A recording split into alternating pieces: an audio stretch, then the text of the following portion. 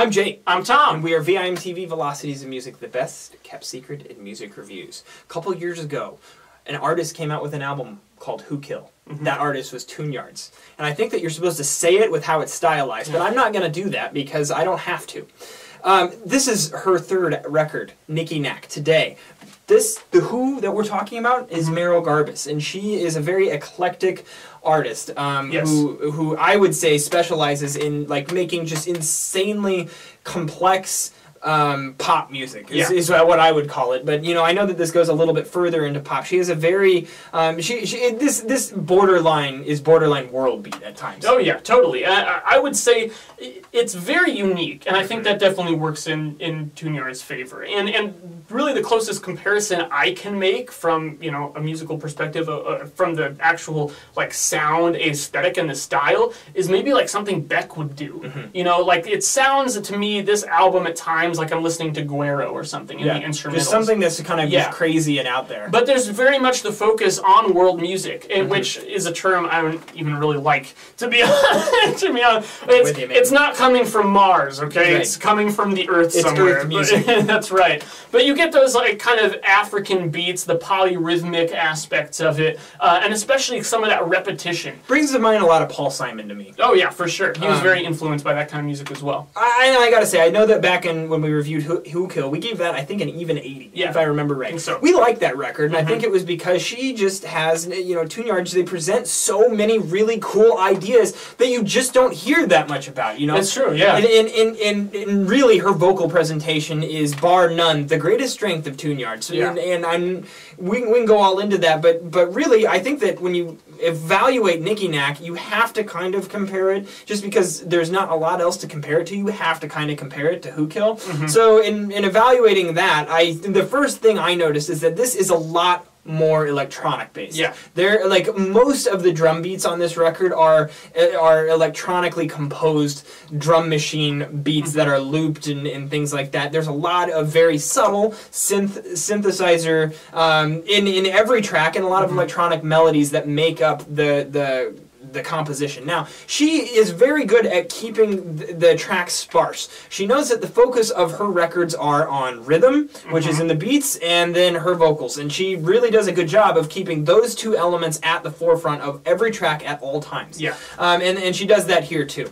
Now, Tom, what was your take on just the overall quality of the songwriting? Anything that you noticed there? That's where I thought it took a significant step down from Who Kill. This album, for me, I'll come out and say it, while I love what Merrill is doing stylistically, she has a tremendous voice, I get a big who cares factor from this album. And I didn't get that from Who Kill. Who Kill, I actually had some tracks that were a little weaker, but it had several knockouts. Had several killer tracks. Yeah. And you really can't say that about any tracks on this album. I can't. I had my favorites. We both picked Cinco, track 7, and I felt that track was definitely a stronger track. It reminded me a lot of Man Man at times. And overall, this album, she has a tendency, because of what she's doing, incorporating more of an electronic element on this record, it has a tendency to sound kind of like, the beats at times even sound like Death Grips. Not quite to the same extreme, but in that same vein, right? The Death Grips comes to mind, St. Vincent comes to mind. There's really not a lot of stuff out there that sounds like what she's doing, so you got to give her props for originality. Oh, for sure.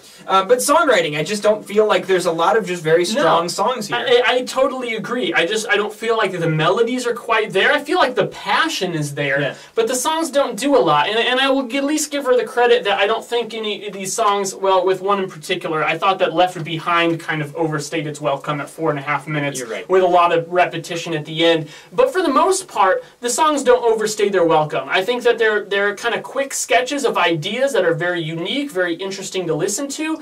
And maybe if I was listening to any one of these tracks, I'd be like, oh, that's kind of nice. But it feels like a sugar rush to me. It feels like I get the same reaction from this as if each track on here was a pixie stick. I love those things. They're tasty. They're pure sugar. If I eat one of them, I'm like, whoo, I'm good to go. But could you have 13 in a row? No, I would crash. And that's exactly what happened by the time I got to the end of this album on every listen. And I especially found that the back half was a little bit weaker better than the front. Yeah, and I think the first thing I'm going to pick out is that there's multiple endings to this record. I never like it when a listening experience ends with more than one ending. Left Behind, when that track ends, track 11 of 13, when that track ends, it sounds like the end of a record. Then you have Rocking Chair, which is a very simple track that's more just, it's kind of a soul complex track, right? And I really like that track a lot, but the thing is that that's like a great closing track. It sums up the album, it makes a statement, but it's very short. It's a 2-minute track. But then they have another track after that, which is probably one of the most heavily synthesized, electronic, and complex songs on the record to close it off. This record ends 3 times, so I agree with you. It just doesn't feel very focused. No, and the thing is that most of these tracks, while yes, they're not that long, I mean, probably 3.5 minutes on average, I'd say that these tracks repeat the same idea within the 3.5 average minute time span. They repeat the same idea over and over and over again, especially in the chorus melodies that you hear. She eventually works her way into a chorus about halfway through the track and then just repeats it and repeats it and repeats it. And that really didn't happen on Who Kill. Yeah. And Who Kill was all about adding layers and adding different instrumentation configurations that really created a sense of variety that worked well with all the eclecticness that you were hearing in the vocals and the beats. This is not that way at all, because it's more stripped down, because it's focused more on the electronic composition. It's just the same idea, and then you have it repeated over again. I think that a number of these tracks could be cut from this record, and it would be a better record because of that. I also really didn't like the interlude track much. Even at just 1.5 minutes, it really didn't add anything to the album. Dine on the tots? It's just, I don't know. There's really not anything more to say about that track. Now she knocks it out of the park vocally. I really like all of her vocal parts on this record. I don't get into a lot of the lyrics. Now, there's certain references she's making that I'm like, okay, I get it. That's a great reference, I think. But I think a lot of times she reaches for metaphors and things, and I find it a little bit distracting. There's one line in one of the tracks, like I think it's track 6, Hey Life, where it's like, I woke up feeling albatrossy. That's not a word! Use words! Like, it just... Flossing your teeth. Flossing your teeth, yes. And it doesn't make any sense. And it actually, when lyrics like that, and that's right when the song changes too, and it just sticks out like a sore thumb. And maybe that was the point, to draw attention, but then I'm just pissed off about this one really shitty lyric in a sea of better lyrics, and then I just get frustrated. So I just found that this record was inconsistent at best and really didn't add a lot of value. I would rather listen to Who Kill any day, but I gotta applaud her just approach to her original approach. This, just from an album standpoint, didn't do it for me. A couple of these tracks, though, hearing them in a nice playlist or just on a one-off basis would be very good. Sure, yeah, another thing that comes back to also, and this is a very hard criticism to make because it's not all that definable, but I just feel like this album didn't really have a lot of meaning to it, didn't have a lot of message or reason. When I listened to these kind of weird things that she's doing, yes, warrant, exactly, I didn't feel like that warrant was there. I didn't feel like I understood why she made the musical decisions she made. And even though sonically there's a lot of similarities between this and Who Kill, and some of the kind of random and eclectic things that are coming in and out of the mix, I felt like on Who Kill it worked. Yeah. Here, it just feels a lot messier to me, and I don't get that deeper meaning. And I believe that it's because it's just a track-by-track compilation approach rather than an album approach. Who Kill had more of an album approach, even though it did focus on being track-based. Now, this record just doesn't have that thesis statement. And while the individual tracks may have a message to them buried in the lyrics, you have to dig to get it, and you're not initially presented with a warning sign that says, hey, this album is about something. So therefore, it's just all upbeat, happy, and it's all about the sound, not about the songwriting. And anytime I hear that, I just kind of grimace. So, that being said, I do respect the originality, which is what keeps this out of a lower score for me, but I'm going to go 69 on this. I'm going 65. So, upper 60s from us on average. That means we really didn't like this album. We felt that there was just a number of things that were wrong